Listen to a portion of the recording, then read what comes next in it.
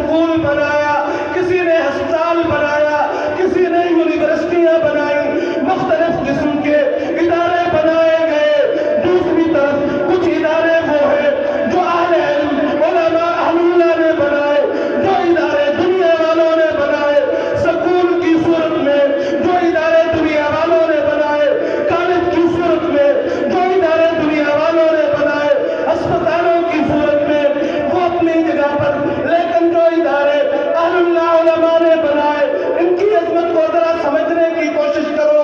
یہ تمہیں وہ علوم دے رہے ہیں جو تمہیں زمین سے اٹھا کر آسمانوں تک پہنچا دیتے ہیں۔ دنیا والوں کے بنائے ہوئے اداروں کے جو علوم حاصل کرنے والے ہوتے ہیں، ان کی ڈگریاں دنیا میں رہ جاتی ہیں، وہ صرف اور صرف دنیا کی حد تک ہے۔ لیکن جو ادارے اہل اللہ علماء نے بنائے، ان کی ڈگریاں صرف دنیا میں نہیں، قبر میں بھی تمہارے ساتھ جا رہی ہے۔ دیکھ لو، حافظ قرآن، اس کے سینے میں قرآن ہے، یہ قرآن اس کے ساتھ قبر میں جا رہا ہے۔ عالم دین، علم اس کے پاس ہے، دنیا کے سارے عہدے یہاں پہ ختم، لیکن یہ عہدہ قبر میں بھی ساتھ جا رہا ہے۔ پھر اس عہدے نے دنیا میں بھی عزت دی، آخرت میں بھی عزت دی۔ دنیا میں عزت ہے، ایک شخص کے 4 بیٹے ہیں، ایک کو ڈاکٹر بنا دیا، دوسرے کو انجینئر بنا دیا، تیسرے کو ماسٹر بنا دیا، چوتھے کو حافظ قرآن اور عالم دین بنا دیا۔ عید کا دن ہے، نماز عید پڑھنے کے لیے گیا، جب نماز عید پڑھنے کے لیے گیا تو پچھلی صف میں دیکھتا ہے ڈاکٹر صاحب بیٹھے ہیں، پچھلی صف میں دیکھتا ہے انجینئر صاحب بیٹھے ہیں، پچھلی صف میں دیکھتا ہے ماسٹر صاحب بیٹھے ہیں۔ سوچ رہا ہے آخر حافظ قرآن کہاں ہے؟ منبر پہ نظر پڑتی ہے تو اس کو منبر پر قرآن کا حافظ نظر آتا ہے۔ یہ عزت و عظمت اس کو دنیا میں ملی۔ پھر وہ ادارے جو دنیا والوں نے بنائے، ان کے پڑھ کر آنے والے تعلیم حاصل کرنے کے لیے ملک سے باہر جاتے ہیں۔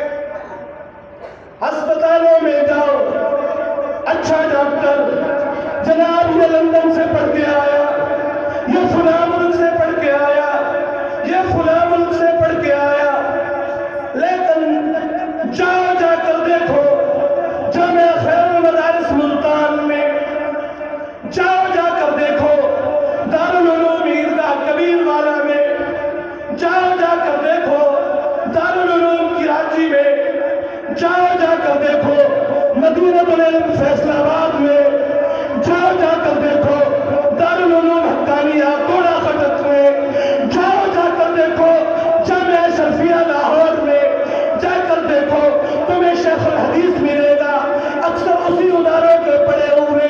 دارالعلوم کبیر والا میں جا کے دیکھو شیخ الحدیث استاد مولانا شاد احمد صاحب دارالعلوم کبیر والا کے فاضل، جاؤ جا کر دیکھو خیر المدارس میں خیر المدارس کے فاضل شیخ الحدیث، دیگر اداروں میں جا کے دیکھو تمہیں پڑے ہوئے انہی اداروں کے ملیں گے، شیخ الحدیث بھی، استاد الحدیث بھی، استاد القرآن بھی، یہ سارے کے سارے یہاں کے پڑے ہوئے تمہیں یہاں پر بیٹھ کر پڑھاتے ہوئے نظر آئیں گے، لیکن جو کالج تم نے بنائے وہاں پہ پروفیسر باہر سے پڑھ کے آئے گا، انجینئر باہر سے تعلیم حاصل کر کے آئے گا، پھر یہاں پر آ کر بیٹھے گا۔ تمہارے بنائے ہوئے ادارے اتنے ناقص کہ جناب تمہارے تیار کیے ہوئے اساتذہ یہاں مکمل تعلیم نہیں دے سکتے۔ توجہ کرو، غالباً 2018 کی بات ہے، جامعہ دارالقرآن فیصل آباد میں ختم بخاری کی تقریب میں بھی وہاں حاضر تھا، بڑا جمع غفیر تھا، اسٹیج پر علماء موجود تھے، استاد العلماء، استاد القرآن حضرت قاری محمد یاسین صاحب دامت برکاتہم العالیہ، انہوں نے بات ارشاد فرمائی، کہنے لگے پاکستان والوں تمہیں اللہ نے یہ عزت و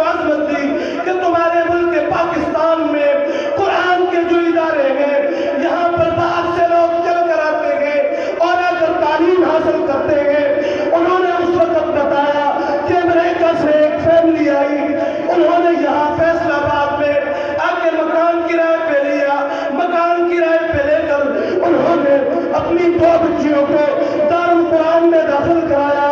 حضرت قاری یاسین صاحب کی خدمت میں عرض کیا حضرت جی ہم امریکہ سے آئے ہیں, ہمارے آنے کا مقصد دنیا حاصل کرنا نہیں, ہمارے آنے کا مقصد پیسے حاصل کرنا نہیں, ہمارے آنے کا مقصد ہیرے جواہرات حاصل کرنا نہیں, ہم امریکہ سے چل کر یہاں پر آئے. کیوں آئے ہیں؟